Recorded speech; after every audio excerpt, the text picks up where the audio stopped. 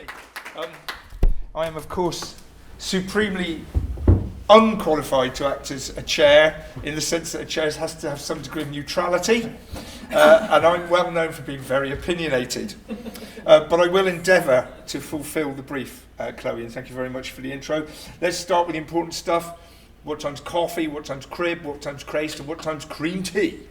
So this morning, I will hand over to Michelle on the dot of 10:30, I promise. And after we've heard from Michelle, we will have a bit of a break. After the break, there'll be a brief recorded introduction for Dr. Oliver Pardow, and then we've got Dr. Ken George's talk. We've got a fairly small window for questions and answers. If you already know the questions you wish to ask our experts and want to nobble me in the break, you could always try and wangle in first in the array of questions being asked. And we've got a decent little lunch break in order that everybody gets a chance to get and see the exhibition. And this afternoon, in this room, you may or may not be aware, we have the elite of Cornish theatre practitioners, and there's been an extraordinary synchronicity between the outdoor expression of theatre in the Cornish landscape and the fact that we also have a medieval tradition. I'm not necessarily saying there's a direct causal link, but there's a nice synchronicity between them, and we'll have a panel discussion this afternoon. So this afternoon is largely about the reviving of the Cornish medieval plays. And the important bit we get to at the end is we don't just get the cream tea, we also get to celebrate Professor Michelle Brown's new book, the copy of which Michelle came through the post and landed on my doormat yesterday, so I haven't read it yet. I'm taking it on holiday with me, and you are to sign my copy. There you are. So, this morning is not about revivals, it's about the texts themselves and the manuscripts themselves. And I think we should just briefly pause and give some collective thanks for the very fact that we're in this room and that we're in this building. All along that wall, you've got these pictures that show some of the extraordinary journey, and I, of course, am not privy to the number of people. Chloe, is Julian here? I thought Julian was going to be in the room. So, okay, Julian German, I know, was very intrinsic to that journey, raising, was it 13 million squillions, and all the associated effort to turn what was a derelict site into this glorious place, which, in terms of its legacy and its importance to us, is extraordinary. And then what better way to really kickstart than to pull this exhibition together? And we understand that here we are under under lockdown, and there have been a whole bunch of obstacles to the wider celebration of this homecoming, but here we are, and a huge thank you to Chloe and team for pulling this off, because it is a very, very important exhibition. Why is it important? Meaning is in the eye of the beholder, and we all construct our meanings in our own way, and probably each person in this room and each person across Cornwall and a lot further beyond the shores of Cornwall puts a bunch of meaning onto these amazing manuscripts. There's a couple of uncontroversial things, and that is that these manuscripts do constitute the major chunk and heart of the literary basis of the revived language that we choose to speak today. And therefore, they have that significance and importance because they constitute that corpus. I know there are others, bits, but we've got the heart of it here, and we're very lucky. We'll be later introducing Ken, who's used these very manuscripts to, in detail, work on the orthography and the best sense of moving forward into a revived language.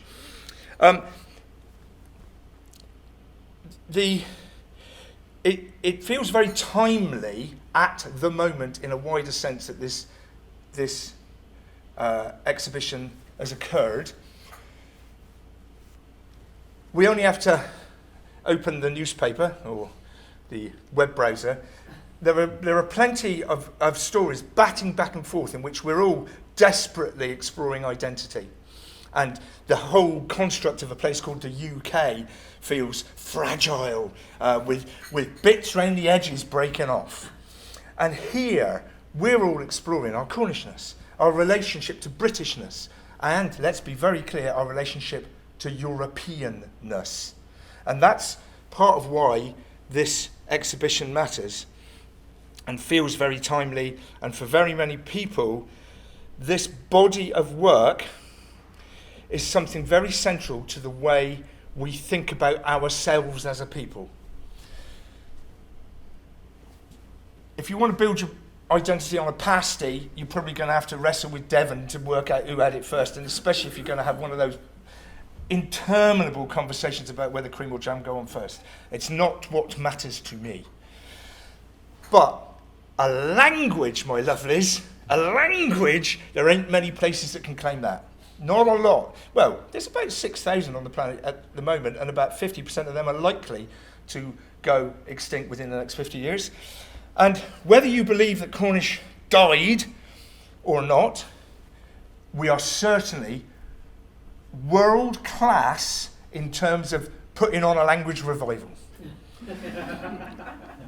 Nowhere else has got a graph that's actually managing to go up. I know we couldn't go down, but our graph is going up. And these plays constitute the very middle of what we use to celebrate that. So let's move swiftly to a fanfare for our very first manuscript, the Ordinalia.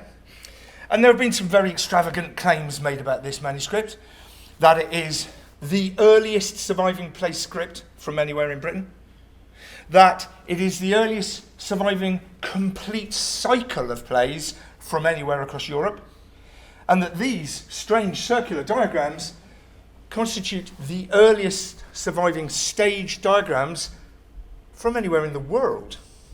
Now, actually, in a way, earliest surviving doesn't matter, does it?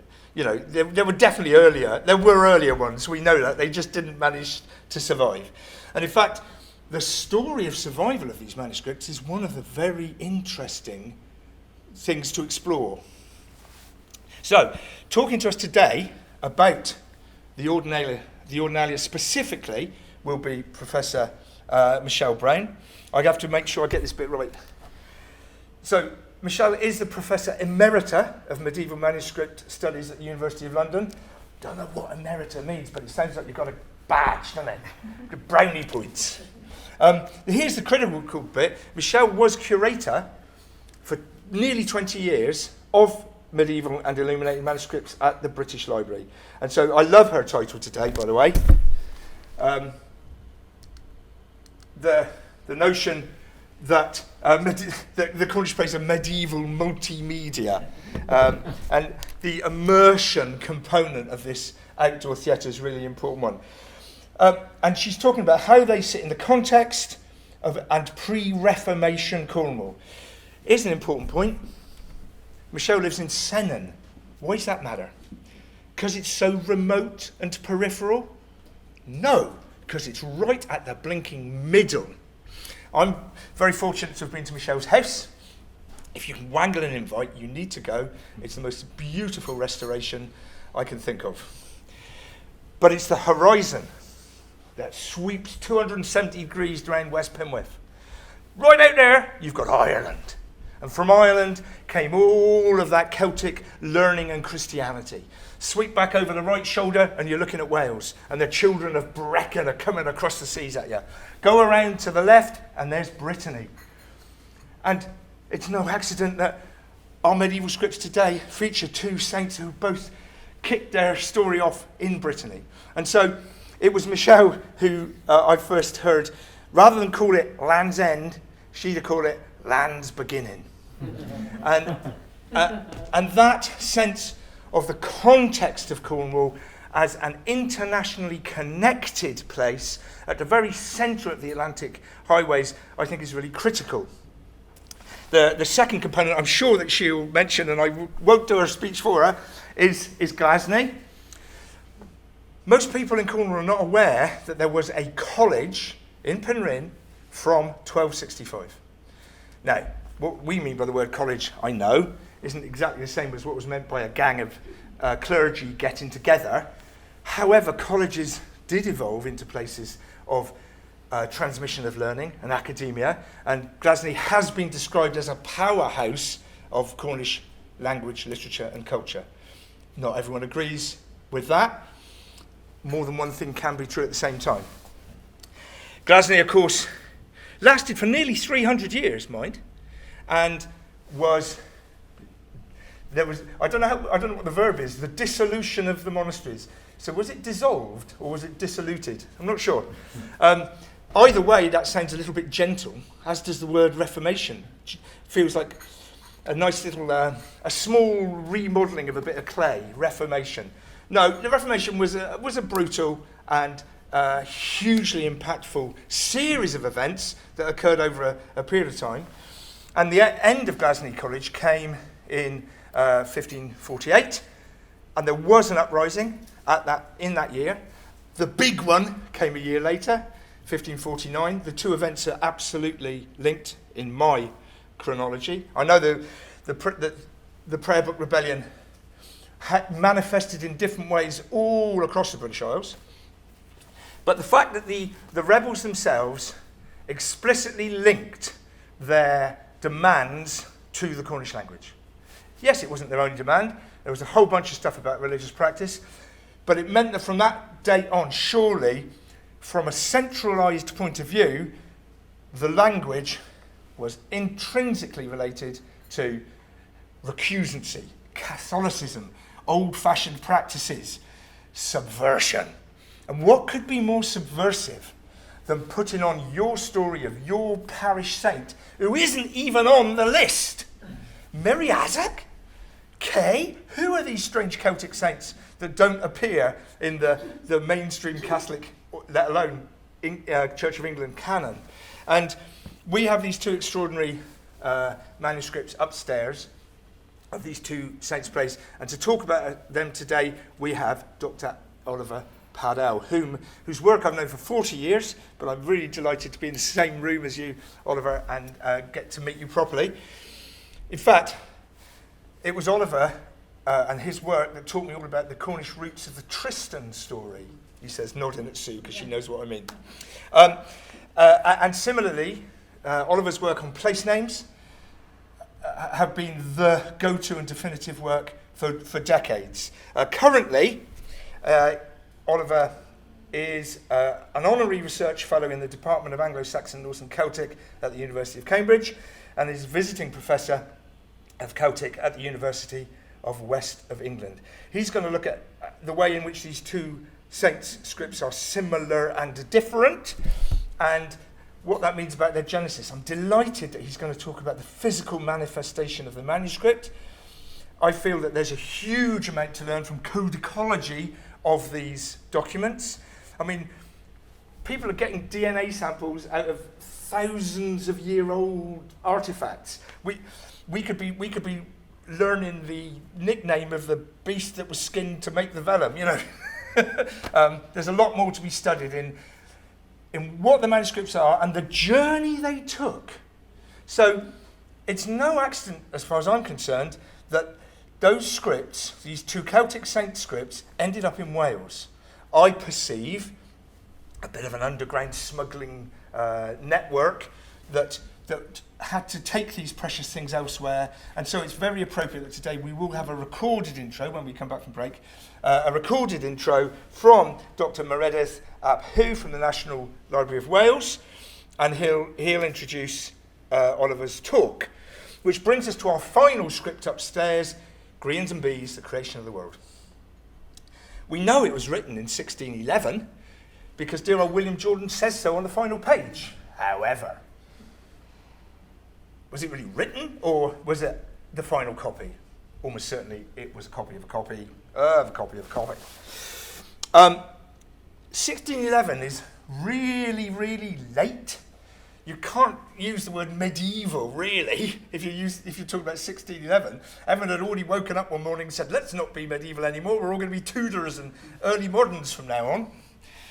And of course, the Reformation was the huge change that occurred, led through religious change, but the cultural implications were absolutely huge. Is it at all possible that plays were still being performed in 1611? We've got a couple of tantalising hints, like the Penrhyn incident and the letter from Bosun, which talks about being Mr. Pendarvis dictating to the devil, implying plausibly something could still have been happening. 50 years after the plays were officially banned by the Crown, and years after Glasney had ceased to be an active college. I'm looking forward to hearing what Dr. Ken George has to say on that. So, Dr. Ken George is very, very well known across the Cornish language community as the originator of Canoic Cemen, which still forms absolutely the underpinning of the standard written form that many of us choose to use today. He's written dictionaries and 80-odd pieces on Celtic linguistics. What I didn't know, Ken, was that you were a marine oceanographer. That was new to me. He's published 50 different publications about tides and clever stuff like that too. He's actually going to be looking at the provenance of Gwrians and bees, and hopefully we'll begin to answer some of that stuff about why it's different from the other plays and where it fits in this chronology. So, just before I hand over, I want to take a brief trip into that parallel universe where Glasney College didn't get dissoluted and we ended up with a powerhouse of learning around the Cornish language and literature here in Cornwall. And maybe it held a discourse around these plays, and as part of that discourse, I'd like to invoke Professor Sidney Higgins, Dr. Alan Kent, Professor Gordon Kipling, Dr. Brian Murdoch, Dr. Evelyn Newlin, Professor Matthew Spriggs. These are all people who've contributed to this thinking and this discourse. And perhaps, given a little less COVID goings on, we may have a gathering that includes all those notable worthies.